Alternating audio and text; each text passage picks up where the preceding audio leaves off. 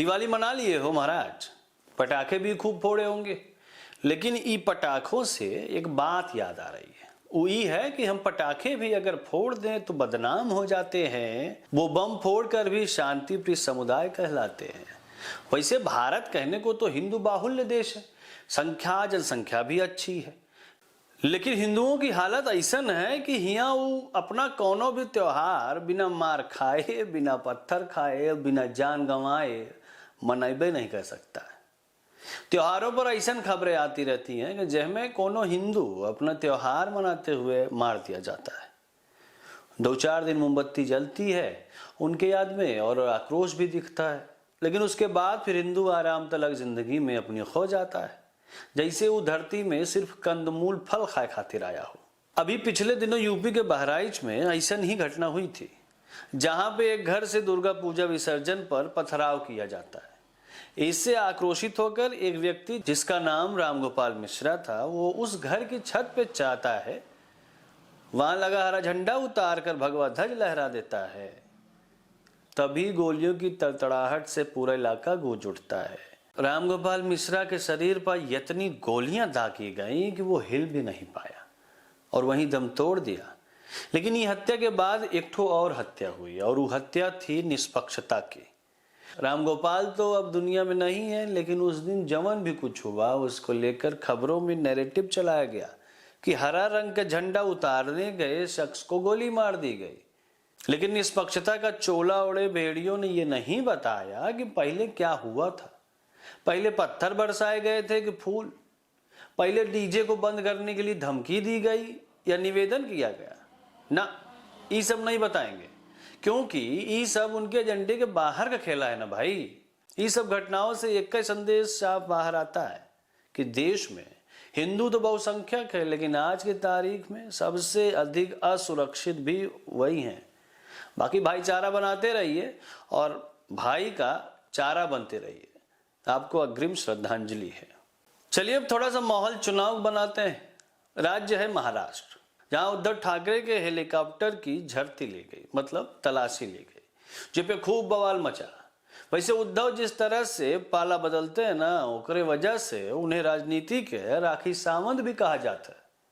वो अपनी भद्द खुद पिटवाते हैं। दरअसल चुनाव आयोग की गाइडलाइन है कि सब नेतन के गाड़ी, हेलीकॉप्टर, बैग चेकिंग हो। महाराष्ट्र में देवेंद्र फडणवीस, सीएम शिंदे, अजीत पवार, एक कौन नेता ऐसा नहीं है जिनके तलाशी न ली गई हो। लेकिन उद्धव बाबू की जब तलाशी ली गई तो उनका बहुत बुरा लगा, नाराज हो गए। कहने लगे कि सिर्फ मेरी चेकिंग काहे हो रही है, बाकी किसी की नहीं हो रही, क्यों? अरे उद्धव बाबू, पहले तो ये बात कि आप झूठ बोल रहे हैं। दूसरी बात कि अगर तलाशी हो भी रही है तो काहे की दिक्कत हो रही है, काहे परेशान छटपटा रहे हैं? लेकिन ना ही सुर से भटक कर अलग गाने का उनके और उनके आदित्य बाबू की आदत एकदम पुरानी है। दोनों जने बाला साहब की शिवसेना का उद्धार करने में लगे हैं। हौसले से फैसला कर चुके हैं कि पहले शिवसेना को उद्धव सेना बनाएंगे, फिर शवसेना बनाएंगे, तभी तो इतना ड्रामा कर रहे हैं।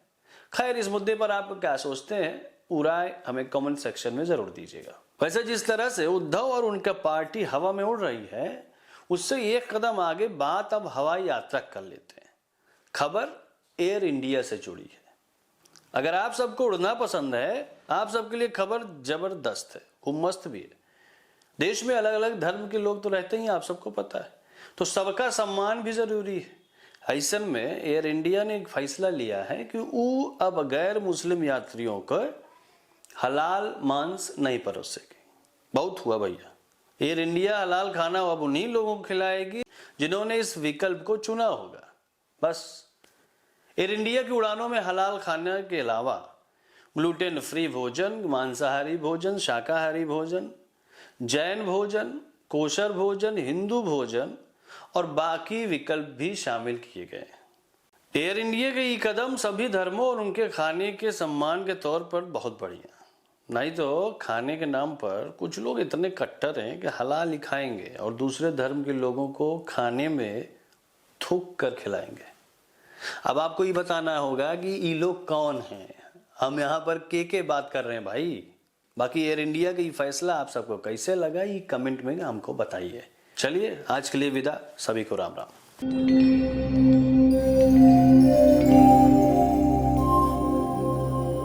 टीवी द्वापरा संभवामि युगे युगे। अगर ये प्रोग्राम आपको अच्छी लगी तो लाइक, शेयर और कमेंट करें। टीवी द्वापरा के प्रोग्राम्स को हमेशा देखने के लिए सब्सक्राइब करें, बेल आइकॉन दबाएं।